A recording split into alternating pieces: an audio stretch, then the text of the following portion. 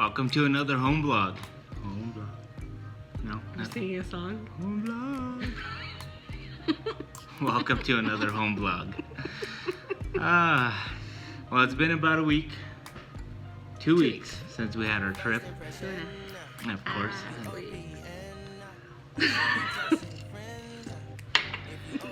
Two and a half weeks 2.5 weeks. since we had our trip. And what have we been doing? Avoiding the camper. That's what we've been doing. We have not stepped foot in it. Have you stepped foot in it? I started it just to see if it would. It started.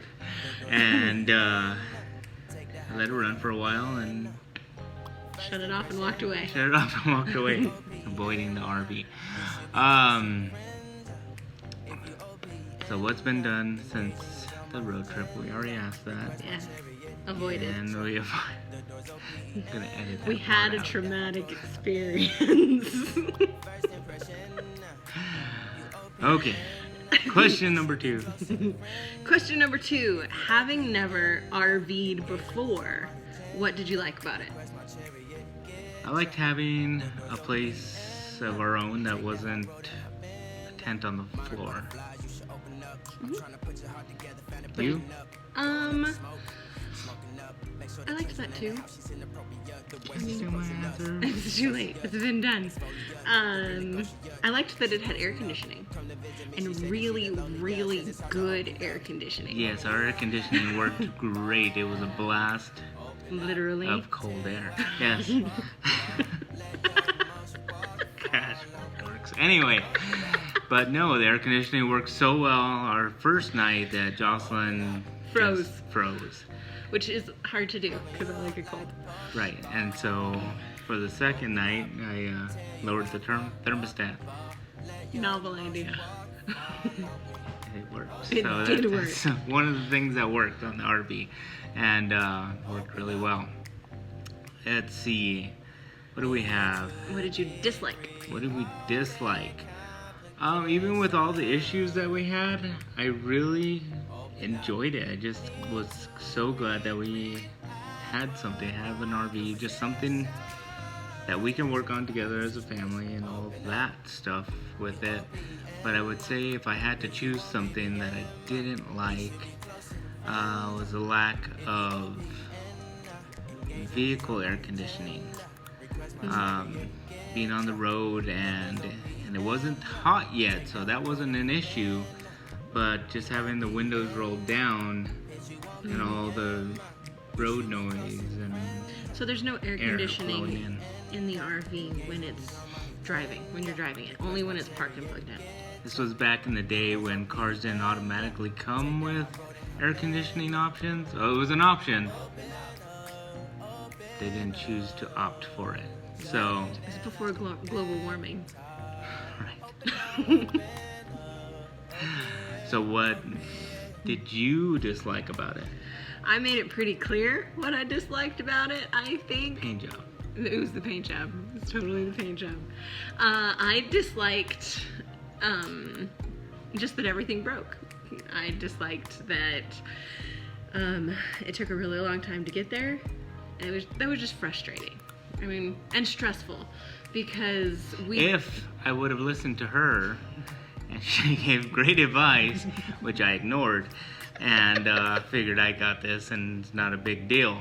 I think that was the most frustrating, which we talked about. And willing to admit I did the thing and figured that I had it taken care of. I did not, but I took care of it in the long you run. took care of it. Anyway, so next question. What did you notice was lacking from the RV? I noticed that we needed shelves. I think we need some cabinets. So we have a lot of storage like in benches, like Right. underneath seats and whatnot, but everything just kind of gets tossed in there and then you shut the bench and pull it out as you need to. But in order to pull it out, you have to, You have to move Move things. mattresses and cushions and pillows and all Right. the stuff that we had on top. So that, yeah, I could see where that's a nuisance. Right, and then our clothes, we didn't really have like dressers or shelves or anything for our clothes, so everybody just had a duffel bag that we packed, which was great for the kids because they ended up sleeping in tents. So they took their duffel bags with They them. said it was intense. Intense. They took their duffel bags with them, worked out great, but for he and I think it would have been easier to have shelves and something a little bit easier access than a duffel bag that got tossed in the corner. Right. I had some stuff hung up in a closet, which was nice jackets and stuff Right. for in the evening. But no, we definitely need more storage. If I were to be asked the question, what I noticed was lacking, you think I would have thought of an answer before I started spouting it off. The RV, I don't know, I just was so caught up in doing the things to get it back on the road that I wasn't all that concerned about what it was lacking. I was just very thankful for a place to sleep. Right. And For sleeping, it and was that great. we were able to get home, you know, so so maybe on the next trip I'll figure out what's lacking if we don't remedy it before we go. Right. Right. Did you put anything in the RV that you didn't use? No. Microwave. We didn't use the microwave, you're right. We didn't. And we were pretty caught up. We needed that microwave and we really didn't. We didn't. No, if we needed to heat something up, like we had steak one night, and for the next morning we had it for breakfast, and I just warmed it up on the griddle. I kept calling it a hot plate. She called it a griddle. It is a griddle, but I still think it's a hot plate because it's a plate and it gets hot. So we're both right. So the microwave was something that didn't get used, Right. and it just was packed there the whole time. Anything else? Not really. I packed a jar of pickles that did not get eaten, but I think that was because I did not unpack them from the seat that they were in, which Are is they still out there? they are still out there. Along with a jug of unsweetened Chick-fil-A iced tea. I know it's going to waste, but it's even Chick-fil-A iced tea is not worth going in that thing right now. I'm protesting it. I had a bad experience, and I'm recuperating. Okay, let's see. What is needed for functionality, for comfort, for style? For functionality, shelves. I would say shelves and cabinets, and and designated storage. So, well, do you have plans for cabinets and storage?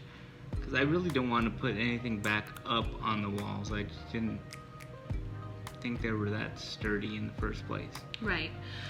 So my only idea for a shelf or drawers or some sort of storage is just to the left of the wheel well, if you can imagine. It's to the left of the refrigerator as well. Okay. And if you could put it from the floor all the way to the ceiling, I feel like that would help shore up that section because it would be right up to the ceiling. It would add extra support. Okay. And then he commented that he didn't like how the refrigerator was just there. He wanted it boxed in, and that would be the left side of your box for the refrigerator. Right. And then I would have to also build something to vent the heat so that doesn't become a factor, especially in our next trip coming up, which Right, we'll be we'll go in talking July, about it's very hot. a little bit. Anyway, But you happened to leave a hole in the wall. I did. I left the vent from the hood, so You sure did. So it's vented. Well, kind of. sort of It'll be vented. will be. Okay. But I think functionality, it was good. I think I would secure the bed when there's shelves Oh yeah. on the wall. I would probably secure them better.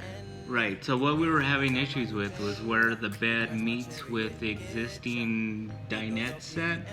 It rests on some Like a 1x2 pieces of wood that I put on there.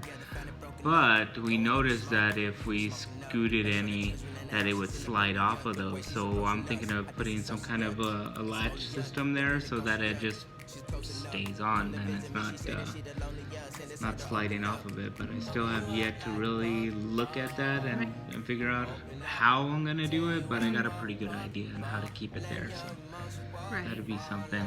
And then on the wall, when it's on the wall too, when we had taken it for a test drive the night before we left, filled up all the air in the tires and checked all of that stuff, it actually fell off of the wall when it was in shelf mode. Right, so I don't know if you guys remember pictures. I'll try to add them to the video. We had it lifted off the ground 15 inches because originally the thought was to have the plank go from the bench of the dinette set all the way to the wall and it rest on the piece of unistrut that I put there instead of the shelves that we ended up putting on and having a shorter piece of plywood there. Right. But since it fell, well, since the piece of plywood, I wasn't comfortable with sticking pieces of plywood together edge to edge and it being something that was going to be sturdy to hold us as a bed. I went with the shorter piece, which needed the shelves so that we have the stability of legs, but multi-use for shelves as well, which they weren't very shelvy.